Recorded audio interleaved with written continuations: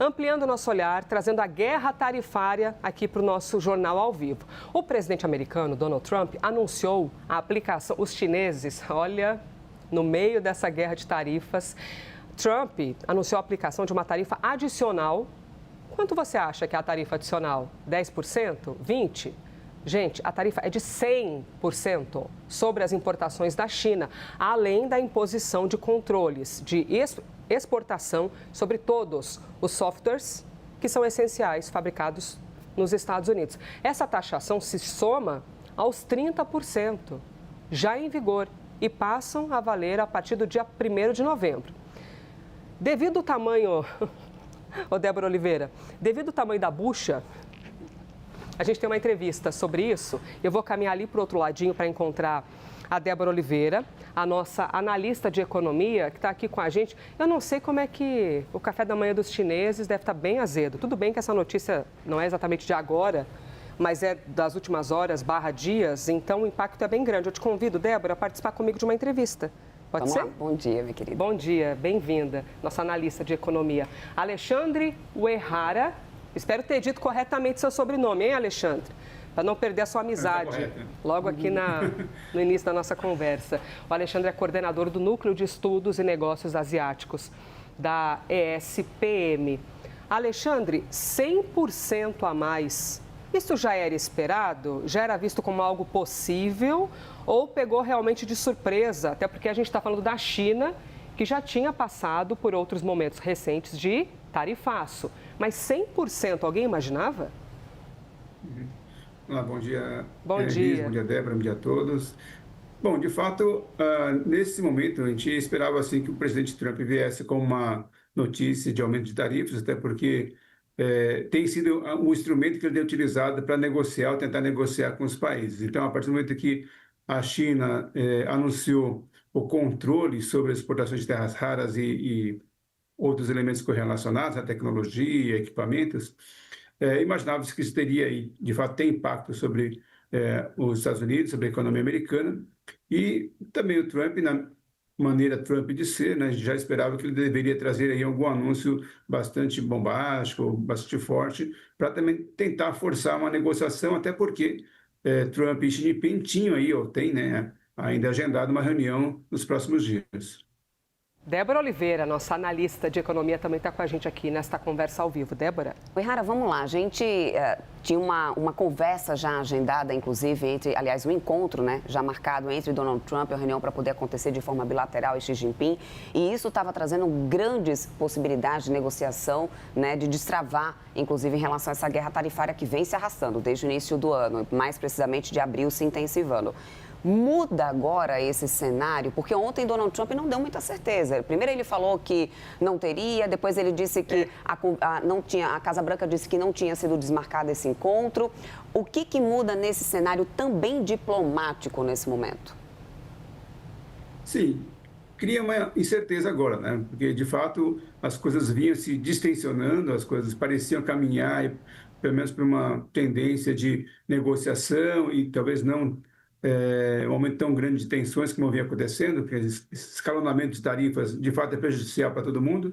As relações comerciais entre os Estados Unidos e a China este ano já tiveram, de fato, uma redução, né, tanto nas exportações e importações para os Estados Unidos, e isso acaba impactando o mundo inteiro, o mundo inteiro fica preocupado, porque se essas duas economias estão em conflitos, isso pode reduzir o crescimento econômico mundial e aí, por consequência, todas as outras economias também sofrem impactos. E do lado do Brasil, para trazer o Brasil para essa conversa, há uma preocupação de que, uma vez que os Estados Unidos não importam os produtos chineses, isso pode levar à vinda de produtos chineses para o Brasil. Isso seria, talvez, um ponto a bastante se preocupar. Por outro lado, tem um fator positivo que, com essa tensão entre os dois países, a China tem importado mais alguns produtos do Brasil que não tem importado da China, dos Estados Unidos. Então, é uma equação que não é fácil. O mundo está tendo que lidar com essa gestão agora do comércio nacional e causa preocupação. Então, não é por acaso que houve uma queda ontem em algumas ações e a elevação do dólar também aqui no Brasil. Alexandre, a gente tem algumas matérias na home do site da CNN que dizem respeito justamente a este assunto, tá? Que nós estamos tratando contigo. Eu até estou dividida aqui se eu te pergunto sobre o Brasil, que é importante, ou se te pergunto sobre as aeronaves que foram contratadas da Boeing, porque o Trump ameaçou controle de exportação de peças da Boeing em resposta à China. Olha aí a matéria, ó. Companhias aéreas chinesas têm pedidos de pelo menos 222 jatos da empresa. Olha, um jato, eu nem sei quanto custa, mas com certeza não é uma pechincha, né, Alexandre? A gente chega depois então na questão do Brasil, mas te perguntando sobre isso, por favor. Então, os chineses são bons clientes da Boeing. O que desta medida do Trump pode afetar também essa questão de espaço aéreo e esse mercado que movimenta muitos milhões de dólares? Então, esse é um ponto, né? Quer dizer, os Estados Unidos declarar agora que não irá exportar para a China os Boeings, talvez afete, sim, o interesse chinês, porque eles têm é um país grande, a gente sabe que as rotas às vezes são feitas com aviões grandes, e isso para os chineses vai afetar. Mas também existe o lado norte-americano, a Boeing também quer vender os aviões para a China, né? Porque como você mencionou, o faturamento da Boeing depende muito dessas exportações, dessas vendas dos aviões para a China. Então, eu vejo que, assim, neste momento, e como a gente viu no caso do Brasil, o setor privado americano não está muito favorável a essas sanções que os Estados Unidos têm feito via o presidente Trump, porque, no final das contas, quem está pagando a conta, né, apesar de ter uma política de relações internacionais, quem está pagando a conta ou são as empresas ou são os consumidores americanos.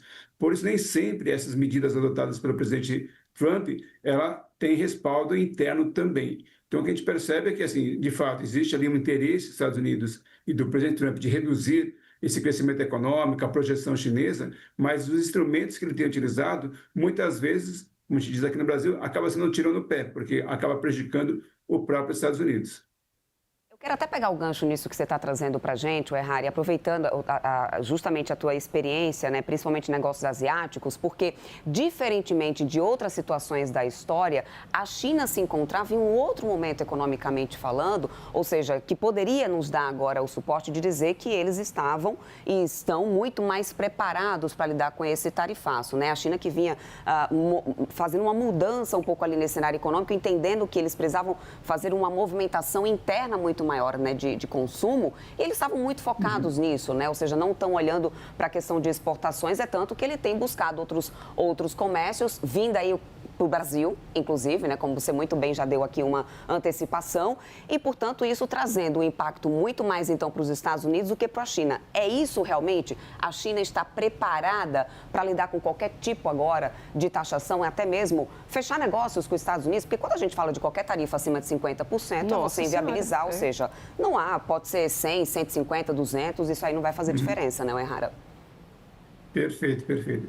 Creio que sim, acho que esse é um ponto importante nós considerarmos, porque a China já teve o mandato do presidente Trump número 1 ali, né, o primeiro mandato, já teve algumas consequências, e a China veio se preparando durante o governo Biden, com a expectativa de que, assumindo o governo Trump novamente, isso teria ali uma tensão entre a China e os Estados Unidos. Então, a China já veio se preparando, e não só se preparando para o governo Trump. A gente percebe que, assim, a China tem uma política, né, os planos quinquenais, e agora o próprio Xi Jinping anunciou, né, o sonho chinês, o China Dream, até 2050. Então, a China, de fato, trabalha com políticas e ações de longo prazo.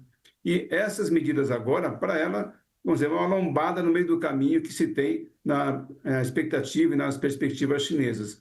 Então, a elevação de tarifas agora para a China, como você mesmo mencionou, de 50 para 100 ou 200, como o presidente Trump mencionou, isso não é mais viável, porque a partir de um determinado patamar já não se tem mais comércio nacional. Então, para a China, isso é um ponto que eu vejo que a China já está se preparando assim. E tanto é que, quando a gente olha da perspectiva americana, o presidente Trump não tem mudado muito a sua forma de negociar. Basicamente, tem sido a elevação ou as ameaças de sanções tarifárias. E a China está caminhando por outros caminhos, né?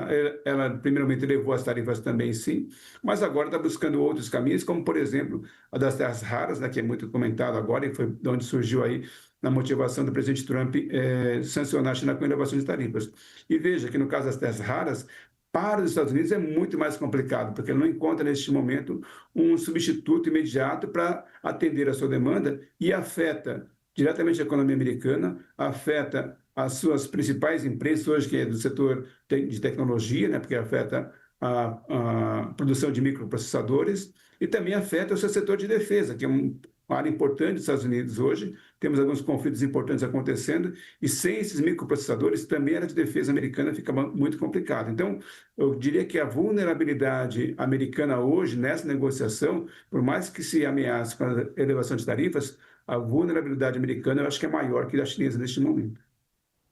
Alexandre Uehara, nosso convidado aqui, coordenador do Núcleo de Estudos e Negócios Asiáticos da ESPM. Muito obrigada, Alexandre. Sabadão de manhã, dia de descanso para muita gente. E você gentilmente aceitou o nosso convite para conversar aqui na CNN Brasil. Muito obrigada, hein?